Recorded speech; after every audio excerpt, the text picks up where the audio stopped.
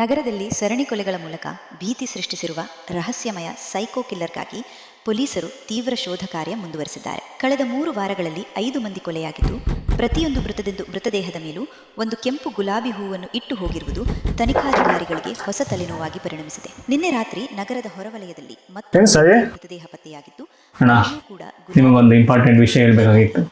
ಏನ್ ಸರಿ ಅಂತ ಇಂಪಾರ್ಟೆಂಟ್ ವಿಷಯ? ಈಗ ಟಿವಿನಲ್ಲಿ ತೋರಿಸ್ತಾ ಇದಾರಲ್ಲ, ಆ ಮರ್ಡರ್ ಮಾಡಿರೋದು ಯಾರು ಅಂತ ನನಗೆ ಗೊತ್ತು. ಪೊಲೀಸರು ಪರಿಶೀಲಿಸುತ್ತಿದ್ದು ವಿಶೇಷ ತನಿಖಾ ತಂಡವನ್ನು ರಚಿಸಲಾಗಿದೆ. ಶ್ವಾನದಳ ಆ ಕೊಲೆ ಆಗಿದೆ ಎಷ್ಟೊತ್ತಿಗೆ ನಿಂಗೆ ಗೊತ್ತಾ? ಸಾಕ್ಷ್ಯ ಸಂಗ್ರಹ ಕಾರ್ಯದಲ್ಲಿ ನಿರತರಾಗಿದ್ದಾರೆ. ಗೊತ್ತಿಲ್ಲ. ರಾತ್ರಿ ಸಮಯದಲ್ಲಿ ಒಂಟಿಯಾಗಿ ಸಂಚರಿಸದಂತೆ ಮತ್ತೆ ಕೊಲೆ ಮಾಡಿದ್ದು ಯಾರು ಅಂತ ನಿಂಗೆ ಹೆಂಗ್ ಗೊತ್ತು?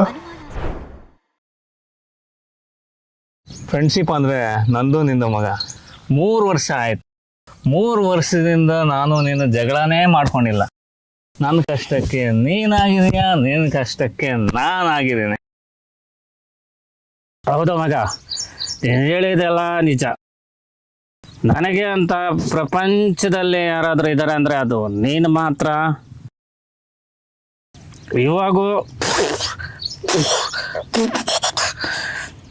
ಇವಾಗಲೂ ನಿನಗೋಸ್ಕರ ನಾನು ಪ್ರಾಣ ಬೇಕಾದ್ರೆ ಇವಾಗ ಕೈದು ಕೊಟ್ಟು ಬಿಡ್ತೀನಿ. ಬೇಕಾ ಹೇಳ, ಬೇಕೇನಾ? ಅಷ್ಟು ದೊಡ್ಡ ಮಾತೆಲ್ಲ ಯಾಕೆ ಮಗ, ಬಿಡೋ. ಪ್ರಾಣ ತಗೊಳ್ಳೋದಂದ್ರೆ ಸುಮ್ಮನೆನಾ? ಪ್ರಾಣ ತೆಗೆಯೋದಂದ್ರೆ ನನಗೆ ಚಿಕ್ಕ ವಿಷಯನೇ, ಚಿಟ್ಕೆ ಹೊಡೆಸೋಡಿ ಅಷ್ಟೇ.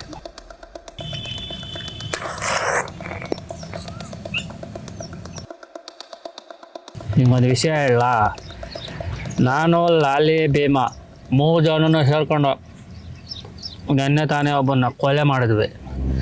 ಈ ವಿಷಯನ ಯಾರಿಗೂ ಹೇಳ್ಬೇಡ. ಆಮೇಲೆ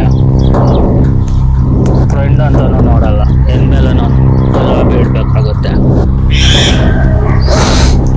ಸರಿ, ನೀನು ಹೇಳ್ದಂತಾಗ್ಲಿ ಇಲ್ಲ ಅವನೇನೋ ಕುಡ್ದಾಗೇನೋ ಹೇಳಿದಂತಾಗ್ಲಿ ಅವನ್ನ ಅರೆಸ್ಟ್ ಮಾಡೋಕ್ಕಾಗಲ್ಲ.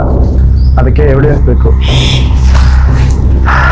ನೀನು ಅದ್ರ ಬಗ್ಗೆ ತಲೆ ಕೆಡಿಸ್ಕೊಬೇಡ, ಆರಾಮಾಗಿರು. ಈ ಕೊಲೆಗಾರ ಬೇರೆ ಯಾರೋ ಇದ್ದಾರೆ, ಆದಷ್ಟು ಬೇಗ ಅವ್ರನ್ನ ನಾವು ಕಂಡುಹಿಡಿತೀವಿ. ಸರಿನಾ? ಇವತ್ತೊಂದಿನ ನಿಮ್ಮ ಮನೇಲಿ ಇರ್ಬೋದಾ? ಅಂತ ತೊಂದರೆ ಏನೋ ನಿಂಗೆ? ನಿನ್ನ ಸ್ವಂತ ಮನೆ ಇದೆಯಲ್ಲ. ಅವ್ರು ನನ್ನ ಏನಾದರೂ ಮಾಡಿಬಿಡ್ತಾರಂತ ಭಯ. ಈ ವಿಷಯ ಇಷ್ಟೊಂದು ಸೀರಿಯಸ್ ಆಗಿ ತಗೊಂಡಿದ್ದೆ ಅನ್ಕೊಂಡಿಲ್ಲ. ಸರಿ, ನಾನು ಅದ್ರ ಬಗ್ಗೆ ಎನ್ಕ್ವೈರಿ ಮಾಡ್ತೀನಿ. ನೀನು ಅಲ್ಲಿವರೆಗೂ ಇಲ್ಲೇ ಇರು, ಸರಿನಾ?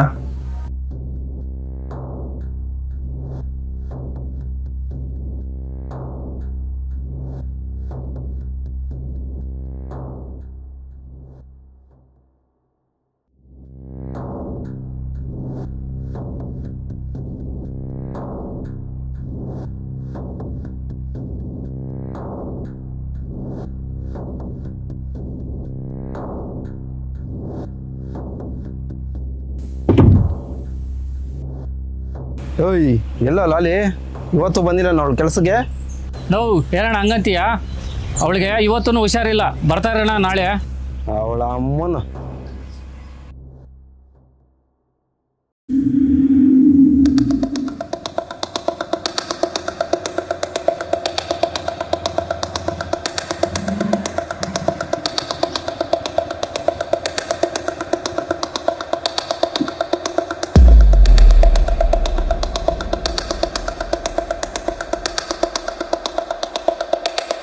ಗುಣ ಕೆಲಸ ಮಾಡೋದಿಲ್ಲನಾ?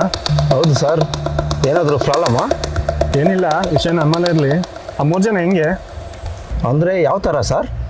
ಏನಿಲ್ಲ, ಕೆಲಸ ಮಾಡೋ ಜಾಗದಲ್ಲಿ ಅವ್ರದ್ದು ವರ್ತನೆ ಹೆಂಗೆ, ಅವ್ರ ಬಗ್ಗೆ ಪರ್ಸನ್ ನಿಮ್ಗೆ ಏನಾದ್ರು ಗೊತ್ತಿದೆಯಾ? 3 ಜನ ತಂಗಿ ಅಣ್ಣಂದರು ಸರ್. ಅವರು ತಂಗಿ ಅಂದರೆ ಪಂಚಪ್ರಾಣ ಸರ್. ಅವ್ರಿಗೆ ಇಲ್ಲಿವರೆಗೂ ಅವರಿಂದ ನಮಗೆ ಯಾವುದೂ ತೊಂದರೆ ಆಗಿಲ್ಲ ಸರ್. ತುಂಬ ಒಳ್ಳೆಯವರು, ತುಂಬ ಕಷ್ಟಪಡ್ತಾರೆ ಸರ್ ಅವರು ಏನಾದರೂ ತಪ್ಪು ಮಾಡಿದರೆ ಹೇಳಿ ಸರ್, ಕರೆಸು ವಿಚಾರಿಸ್ತೀನಿ. ಹಾಗೇನಿಲ್ಲ, ನಾನು ಅವ್ರ ಬಗ್ಗೆ ವಿಚಾರಿಸಿದ್ದು ನಮ್ಮಲ್ಲೇ ಇರಲಿ, ಅವ್ರಿಗೇನು ಗೊತ್ತಾಗೋದು ಬೇಡ. ಸರಿನಾ? Thank you. ಗುಣ ನಿಮ್ಮ ಮನೆ ಪಕ್ಕದಲ್ವಲ್ಲ ಇರೋದು?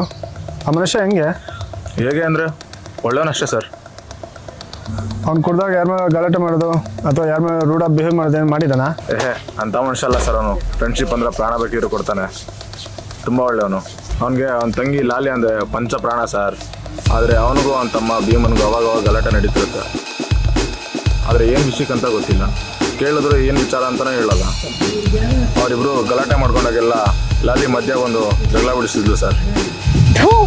వేస్ట్ నా కొడుకులు ఎప్పుడు చూసినా నా కోసం కొట్టుకుంటానే ఉంటారు. ಸರಿ, ನಾನು ಅವ್ರ ಬಗ್ಗೆ ಎನ್ಕ್ವೈರಿ ಮಾಡಿದ್ದು ಅವ್ರಿಗೇನು ಗೊತ್ತಾಗೋದು ಬೇಡ, ಓಕೆನಾ? ಸರಿ ಸರ್, ಆಯಿತು.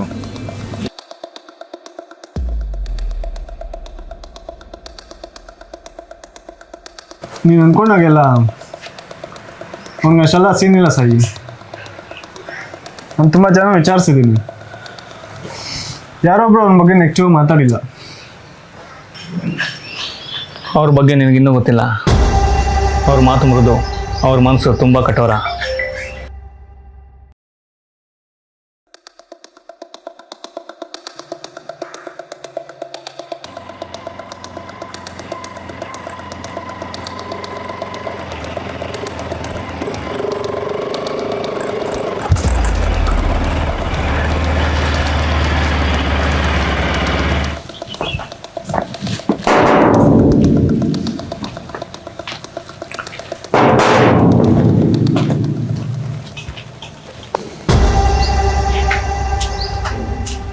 ಅಣ್ಣ,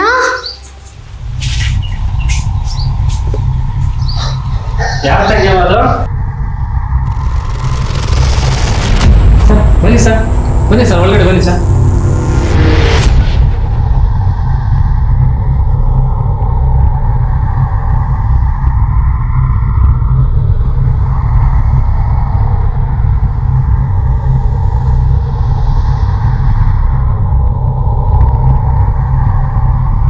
ತೆಗಿಯವಾ, ಬುಕ್ಕಿಂಗ್ ಮಾಡ್ಕೋಬಾ ಸರ್ಗೆ.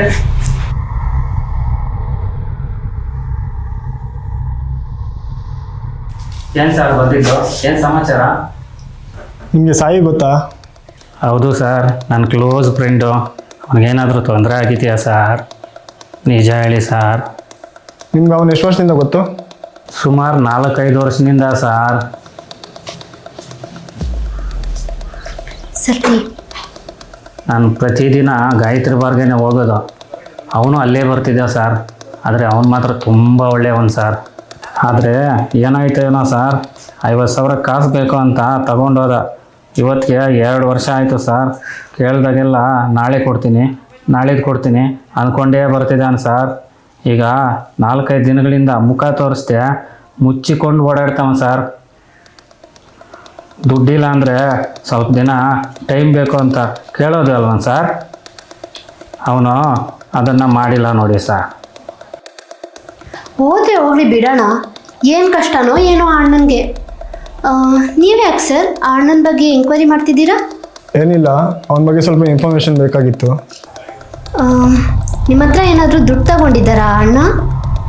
ತಗೊಂಡಿದ್ರೆ ಹೇಳಿ ಸರ್, ನಮ್ಮ ಕೈಯಲ್ಲಾದರೆ ನಾವೇ ಹಣವನ್ನು ವಾಪಸ್ ಕೊಡ್ತೀವಿ. ಆ ಅಣ್ಣನಿಗೆ ಮಾತ್ರ ಏನು ತೊಂದರೆ ಕೊಡಬೇಡಿ ಸರ್. ಪಾಪ ತುಂಬ ಒಳ್ಳೆಯವ್ರು ಸರ್ ಆ ಅಣ್ಣ. ಏನು ಕಷ್ಟದಲ್ಲಿದ್ದಾರೋ ಏನು.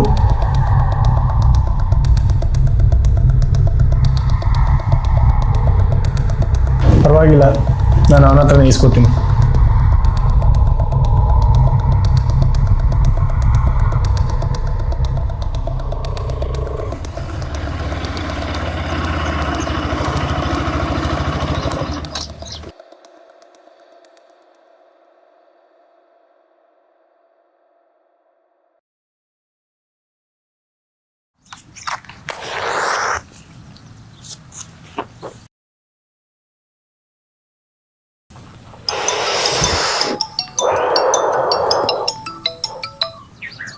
ಹೇಳಿ ಸಾಯಿ.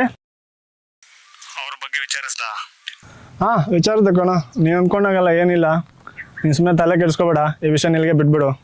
ಅವ್ರನ್ನ ಬರೀ ಬಾಯಿ ಮಾತಲ್ಲಿ ಕೇಳಿದರೆ ಹೇಳಲ್ಲ, ಟ್ರೀಟ್ಮೆಂಟ್ ಕೊಡಬೇಕಾಗಿತ್ತು. ಏಯ್, ನೀನು ನನಗೆ ಹೇಳ್ತೀಯ ಟ್ರೀಟ್ಮೆಂಟ್ ಕೊಡೋದನ್ನ? ಮೆದುಳನ್ನ ತಲೆಯಲ್ಲಿ ಇಟ್ಕೊಂಡು ಕೆಲಸ ಮಾಡಬೇಕು, ಚಿಕ್ಕದಲ್ಲಿ ಇಟ್ಕೊಂಡು ಕೆಲಸ ಮಾಡೋದಲ್ಲ. ಏಯ್, ನೀನು ಅವ್ರ ಹತ್ರ 50,000 ಇಸ್ಕೊಂಡು ನಿಜನ ಸುಳ್ಳ? ನಿಜ. ಕಷ್ಟ ಅಂದಾಗ ಸಹಾಯ ಮಾಡಿರೋರ ಮೇಲೆ ಸುಳ್ಳು ಅಪೋದ ಆಗ್ತಿಲ್ಲ. ನಾಚಿಕೆ ಬೇಕು ನಿನಗೆ. ನಿನ್ನ ಹಲೋ ಹಲೋ ಸಾಯಿ ಹಲೋ ನಿನ್ನ ಸುಳ್ಳುಗಾರ ಅಂತೆ ನಾನು, ಸುಳ್ಳುಗಾರ. ಈ ಕಾಲದಲ್ಲಿ ಸತ್ಯ ಹೇಳೋರ್ಗೆ ನ್ಯಾಯ ಎಲ್ಲೈತೆ? ಇನ್ನು 4 ಜನ ಸಾಯಿಸೋವರೆಗೂ ಅವ್ರಿಗೆ ಬುದ್ಧಿ ಬರಲ್ಲ. ನಿಂಗೊಂದು ವಿಚಾರ ಗೊತ್ತಾ? ನಾನು, ಲಾಲಿ, ಭೀಮಾ 3 ಜನನು ತಂಗಿ ಅಣ್ಣಂದ್ರು ಅಲ್ವೇ ಅಲ್ಲ. ನಾವು 3 ಜನಲ್ಲೂ ಗಡ್ಡಾಡ್ತಿರೋ.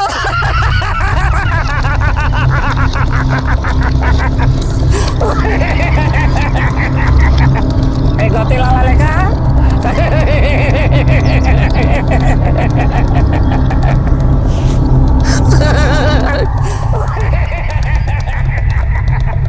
ಗೊತ್ತಿಲ್ಲ ಲೆಕ್ಕ.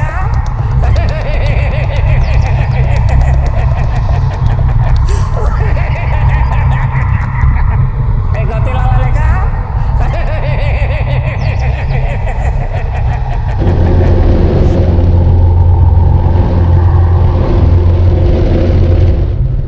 ఎవరు ప్రశ్నలు చెప్పింది పప్పయ్య?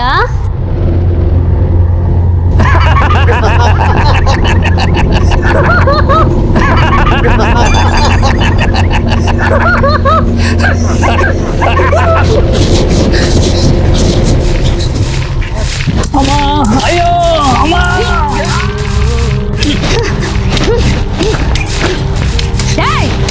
తిల్లజమంటారా? సరిగా పడాలా? సచ్చినాడు ఇరండ్రా, ఈడ్చుకొని పోయి చెరువులో పారేయండా.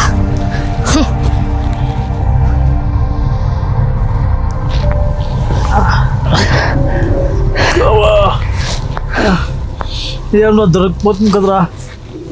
పందినా కొడుకు అంతా నీకనే అయింది.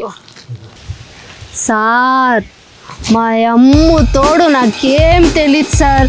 ఈ నా కొడుకులు ఇంకానే నా బతుకు ఇట్లా అయిపోయా సార్. అవును సార్, ఈ ఇద్దరు నా మొగుళ్ళే. మొగుడు కాదని ఇద్దరు చేసుకుంటుంది సార్. ఏమిటికి ప్రయోజనం లేదు సార్. ఫు, శుద్ధ వేస్ట్ నా కొడుకులు సార్ వీళ్ళు. సార్ అవును, మీరు సింగలా? చూసే చాలా బాగున్నారు.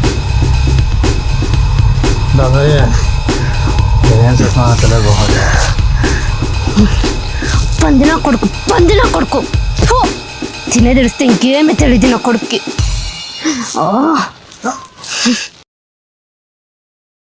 నేనింకానే ఇప్పుడు దొరికిపోయింది.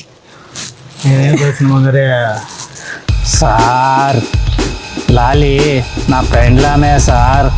వాడు ఉండాలి కదా సార్, భీమ్ గాడు. వాడు శుద్ధ వేస్ట్ నా కొడుకు సార్. పని చేసే కాడ నా ఫ్రెండ్లాంని లవ్లో దింపేశాడు సార్. లాలీని అడిగితే నాకు భీముడు కానీ కావాలని గలాట్ చేసింది సార్. పోనీలే అని వాళ్ళిద్దరికి గూడికాడ నేనే పెండ్లి చేసి ఇచ్చినాను సార్. అది తప్ప సార్? ఏం రా నా పట్టి ఇట్లు చేసేసా? నేను చెప్తానే ఉంటుంది కదా బంగారి, నా కొడుకు ఇట్లే చేస్తాడని. సార్ నాకు లాలి అంటే చాలా ఇష్టం సార్.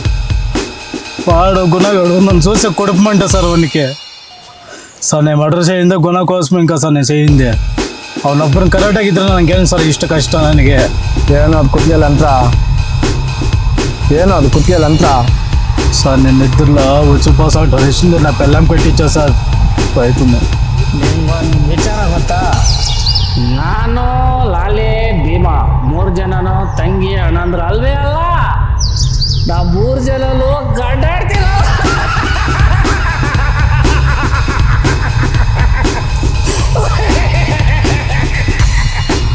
ಗೊತ್ತಿಲ್ಲ ಲೆಕ್ಕ.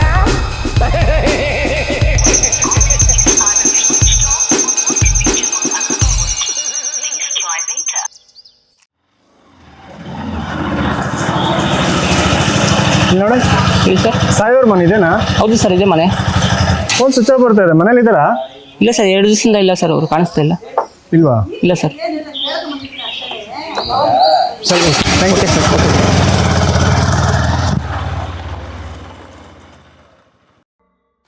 రే యాళ్ళ ఎప్పుడు చూసినా గుణగాని దగ్గర గొడవ పెట్టుకుంటావు. అదేమో వాళ్ళు నన్ను చూసి అయ్యలేదు వానికి. చూస్తే పని పట్ల నా కొడుకు ఏడనప్పనే నా పెండ్లా మీ పెండ్లు చేస్తే ఎప్పుడు చూసినా ఆ బిడ్డనికే పరాడతాడు నా కొడుక పడైపోతావులేరా నువ్వు. రై నేనంటే నీకెంత ఇష్టం? అంటే చాలా ఇష్టం.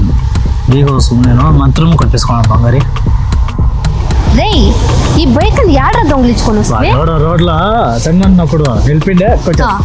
అబ్బబ్బా ఆహా ఏం నా కొడుకప్ప నా పెండ్లాం నెలకే దింపుతా ఉండలే, చేతిలో పెట్టుకొని తిప్పుతానే ఉండాడు. ఆపండ్రా. ఏయ్ ఇద్దరులారా, ఏయ్ ఆపండా. ఏయ్ ఎప్పుడు మీ ఇద్దరు చావు. ఎప్పుడు ఇదే సావు. అదేం పట్టుకున్నాను మిమ్మల్ని.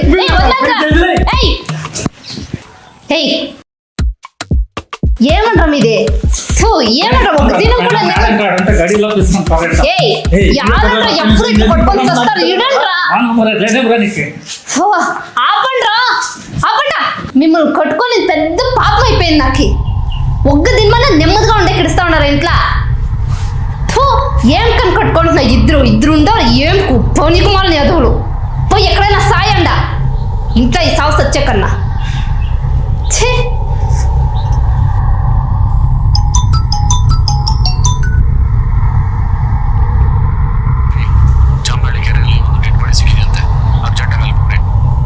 ಓಕೆ ಸರ್, ಇವಾಗಲೇ ಹೋಗ್ತೇನೆ.